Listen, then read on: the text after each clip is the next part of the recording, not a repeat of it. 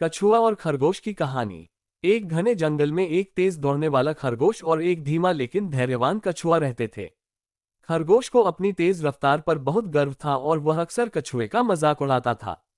एक दिन उसने कछुए को चिढ़ाते हुए कहा, अरे कछुए, तुम तो बहुत धीरे चलते हो, तुम मुझसे कभी नहीं जीत सकते।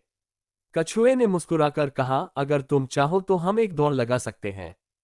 खरगोश ये सुनकर हंस पड़ा और चुनौती स्वीकार कर ली। जंगल के सभी जानवर इस अनोखी दौड़ को देखने के लिए इकट्ठा हुए।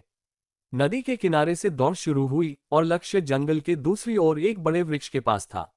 जैसे ही दौड़ शुरू हुई, खरगोश बिजली की गति से दौड़ पड़ा और कुछ ही देर में कछुए से बहुत आगे निकल गया।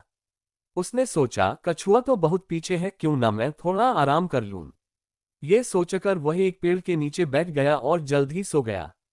दूसरी ओर कछुआ धीमे धीमे लेकिन लगातार आगे बढ़ता रहा।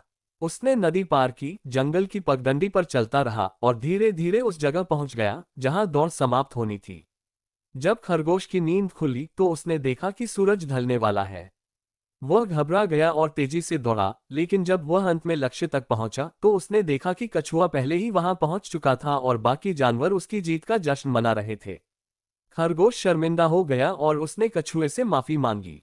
कछुए ने मुस्कुराकर कहा, तेज होने से ज्यादा जरूरी है धैर्य और निरंतरता। शिक्षा। ये कहानी हमें सिखाती है कि निरंतर प्रयास और धैर्य से सफलता मिलती है, चाहे हम कितने भी धीमे क्यों न हो।